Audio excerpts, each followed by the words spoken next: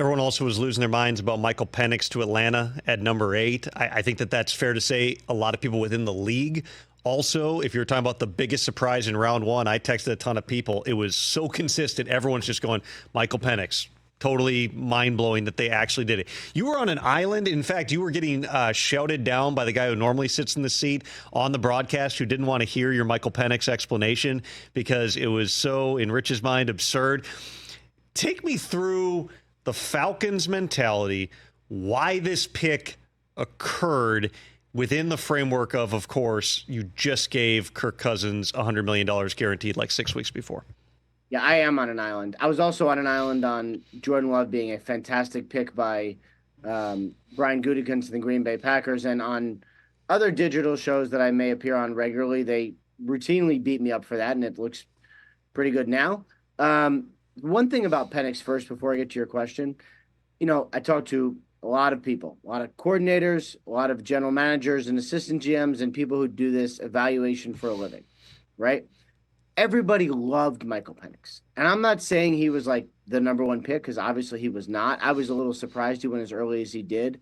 But especially coordinators just loved him, right? I mean, the way he threw from the pocket was compared to a left-handed Justin Herbert.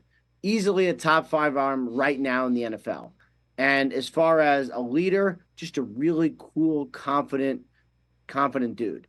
Everybody loved Michael Penix.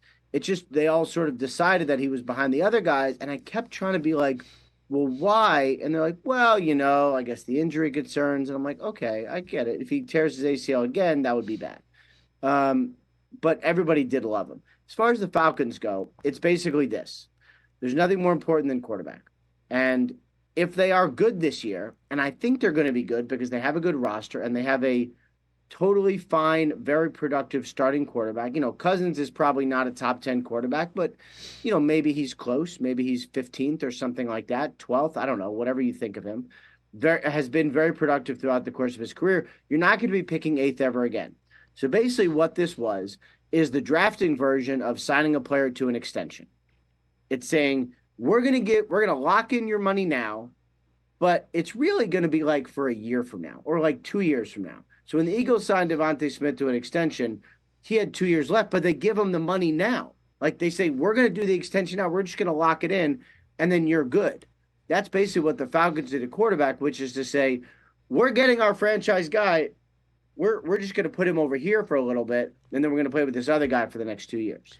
There's a couple of things there on Penix. I found him to be a polarizing prospect because there also were people who said, like, you just can't play with that style of quarterback because he is so pocket dependent. It's got to be clean for him. When he's in rhythm, he's really good. And the national championship game, sorry to interrupt, national championship game where he was getting a lot of pressure. Exactly. So anyway, go ahead. Right. So Alabama, was collapsing the pocket, and that's, sometimes your offensive line does get their butts kicked, and you do have to play from a dirty pocket.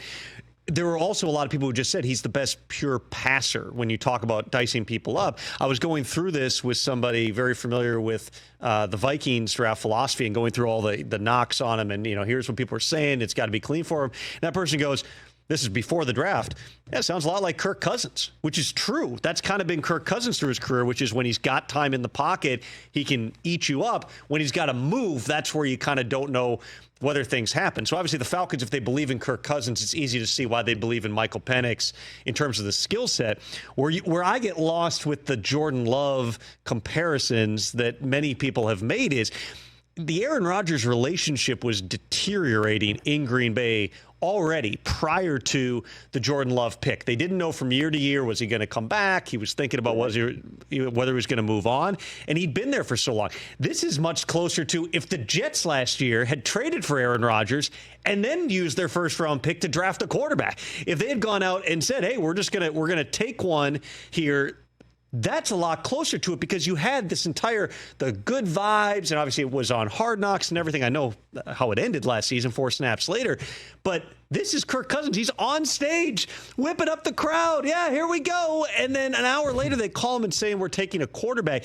It just creates, in my mind, and the mind of a lot of other people within the league, a unique dynamic. And I'm sure Raheem Morris and Terry Fontenot thought through this, that what they're going to have to deal with. But instead of just, hey, when you're going through the lumps early on with a first-time play caller in Zach Robinson and a new quarterback and all these new weapons, hey, all right, they're going to get better. Now the crowd's going to be chanting for Michael Penix. They weren't chanting for Taylor Heineke. It's one more layer to this. It totally changes, in my mind, the vibe around that team and kind of what the storylines are going to be as we head into the season. Yeah, and that's okay. I'm fine with all of that because, I mean, look, yes, the Rodgers relationship was deteriorating. Not as the Jordan Love's draft certainly helped. Played a role. Went further down, yeah. He was very mad, definitely very mad. Now, Jordan Love being an awesome dude probably helped it just make it tolerable, but he was very mad. And then he went out and had 2 MVP seasons and then left, and now Jordan Love took over. So is it tense? Yeah, it's tense. When you are a super competitive person in a super competitive environment, it can be tense. And tense is okay. As long as you're upfront and honest, tense is okay. And I think it's going to help him play better. And I think it's going to be awkward. But in the end, no more awkward than a newly signed quarterback getting gold teeth and posting a picture about it before he signs with the Falcons. Like, that was pretty awkward, and everyone survived that. The other thing I would say is if the Jets had taken a quarterback last year, just for the record, I also would have been fine with it. I really would have. I would have said, you know what? You give up. I don't care. Look, you know how much Aaron Rodgers cost the Jets. You know how much Kirk Cousins cost the Jets. Anything to avoid that again, I am for. That's it. That's the argument. But think about this. All right, let's say, and this is all projection, right? They think, I mean, they were very upfront about it. I thought remarkably so when Terry Fontenot and Raheem Morris kept saying, not only are we going to be good this year, we're not going to be drafting high ever again. That's how good we're going to be, which is saying a lot when you haven't been in the playoffs in quite a while. When you've used now 4 consecutive top 8 picks on skill position players, which is the first time in NFL history that's happened. I also can see a situation where, okay, let's say mid-season they're 4-4, they're 4-5, whatever. They're in the middle of the pack. Not only are you getting those chances for Penix, but aren't we also, Ian, talking about, do they move on from Kirk Cousins after the season? They're paying him $67.5 million this season. He's got a no-trade clause, so he can scuttle anything that would happen. But there's a very real conversation that might take place that if they're not a playoff team, if they're not going, winning playoff games here, do they move on at that point if Michael Penix is everything that they think he is in order to draft him at number 8? Yeah, I think that's a great point. I really do. I think that's an excellent point. And here's what I would say. If that happens, and if the crowd is chanting for Penix and you're 4-4 is sort of in between because you can get better, but let's say you're like 3-5 or Cousins, let's say it's last year's Vikings team where Cousins is putting up good numbers, but you're not winning a lot of games. Then do you play Penix? If he's good enough, then maybe you do, but that actually proves my point because then you could theoretically trade Cousins to a place he would want to go to the next season, and then you have your franchise guy there, and it's no problem. You just move on to the next the next generation of this, and you have a guy, and that's it. You've taken the stable ground that Kirk Cousins was standing on, a guy who wanted the commitment. That's why he's no longer the Vikings quarterback. That ground now is very unstable. Oh, yeah, it's not about, I keep see people saying like, well, who cares about his feelings? It's not about feelings. He's got 100 million reasons to be like okay with all this and figure he's just going to play well enough. It's about the environment around everybody else. Kirk will be fine. Kirk reached out to Michael Penix. They will get along fine. This is about what the dynamic is around the team, environmental factors. Catch the Rich Eisen Show every single day on the Roku channel, 12 to 3 Eastern, for free.